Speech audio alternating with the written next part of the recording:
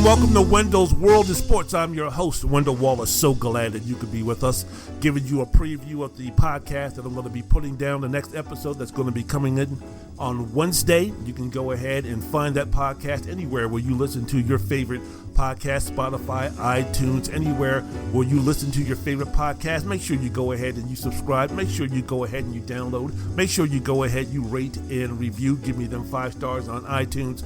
Wendell's World in Sports, the most unique, entertaining, thought-provoking sports talk podcast that you will ever listen to. So, again, this is just a quick preview of what I'm going to be putting down to give you just a sample of what my podcast is all about, what my upcoming podcast is going to be all about. Spoke about the need for some teams in the NFL, mainly the Miami Dolphins, possibly the Pittsburgh Steelers, mainly the Philadelphia Eagles, to go after a guy who's been AOL for a while, Deshaun Watson. Because those teams, if you're speaking about Philadelphia and Pittsburgh and Miami, they all have defenses, or at least Pittsburgh and Miami, they all have defenses that could make them Super Bowl contenders. But offensively, especially at the quarterback position, it is costing them that opportunity. Just speaking about Miami falling to 1-2 after that overtime loss to the Las Vegas Raiders, it was clear to see, just like Cincinnati beating up on the Pittsburgh Steelers on Sunday 24-7, it's clear to see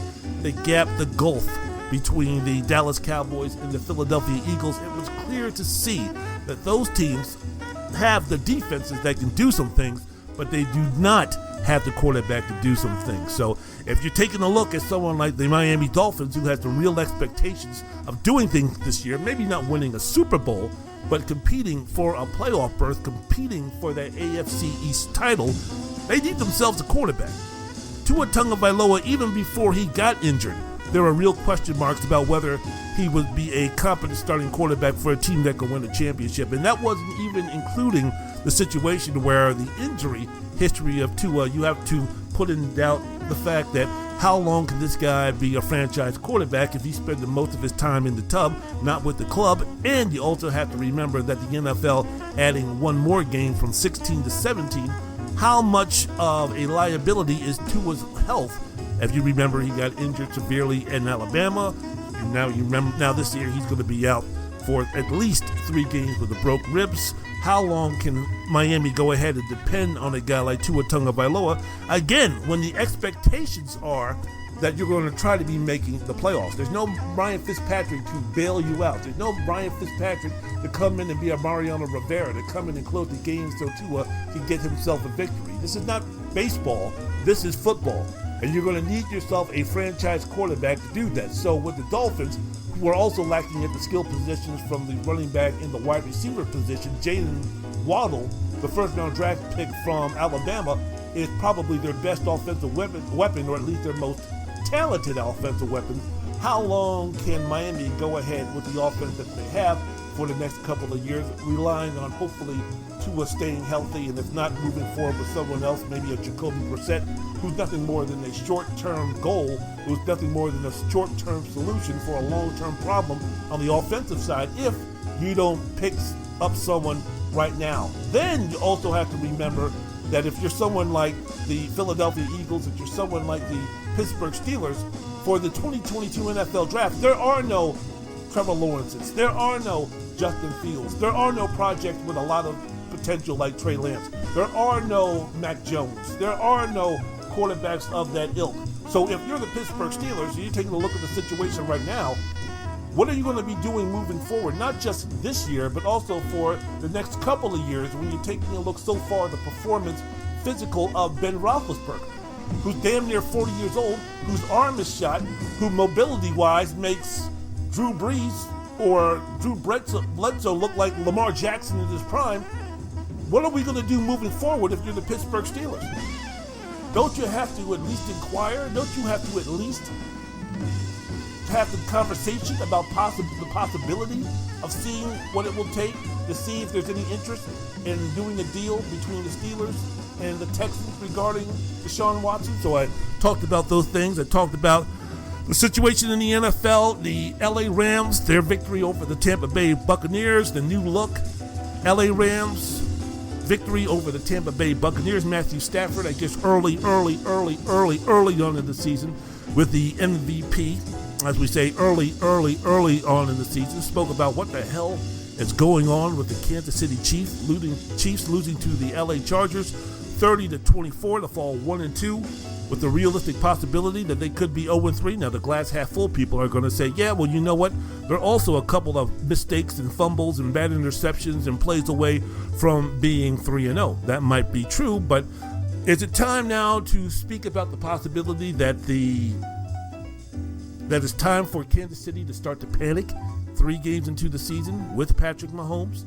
Is it now time to have that discussion? Talked about that on my podcast. Went ahead and then talked about some of the things that went down in college football. Talked about Clemson. Is the dynasty over in terms of them being the elite of the elite? Again, 4 games into the season after the consistency of excellence that Clemson has had throughout the years, especially moving from Deshaun Watson, then over to Trevor Lawrence. What is the situation going on now with this new look Clemson Tiger team? Were there cracks in the foundation of this great dynasty that was high and mighty at the time in 2019 and 2020 that we didn't see because Clemson, with all the talent that they had and the schedule that they have, were beating up on the also-rans. So because of that, because we were taking a look at Clemson, because they were in a basketball-centric conference like the ACC, and they were beating up on the Dukes and the Georgia Techs and the NC States and the Wake Forests of that ilk, were we missing the bigger picture when it came to how could Clemson continue to be at the same level as an Alabama or as an Ohio State? So I took a look and talked about that. And then at the end of the podcast, took a look and talked about John Jones, the knuckleheadedness of him to once again get himself in trouble out here in Las Vegas, why it really doesn't mean anything because he's John Jones and they need John Jones, the UFC, to continue to make that money. See Conor McGregor about all the ways that he fucked up and the UFC did nothing with him. So I spoke about that, and then I spoke about the stupidity of boxing in terms of Anthony Joshua losing to Alexander Usyk on Saturday and missing the opportunity for boxing to have one of the biggest heavyweight championship fights in the country of Britain, and another opportunity for boxing to move up to the forefront of sports, but because of short-sightedness, but because of greed, and because of the ineptitude from boxers and promoters itself, that this fight that could have happened between Anthony Joshua and Tyson Fury, that could have netted each one of those guys hundreds of millions of dollars in a 2-fight, 3-fight deal.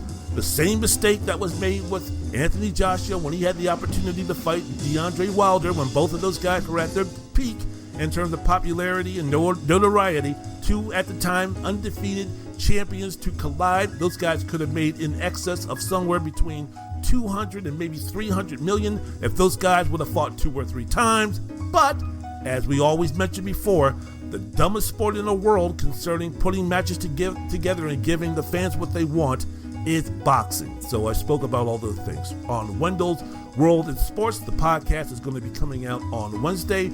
Go to Apple iTunes, go to Spotify, go to anywhere you listen to your favorite podcast. Make sure you download, make sure you subscribe, make sure you rate, make sure you review the most entertaining, thought-provoking, unique sports talk podcast that is going. Yours truly, Wendell Wallace, presenting to you the most fantastic podcast, Wendell's World in Sports. Enjoy.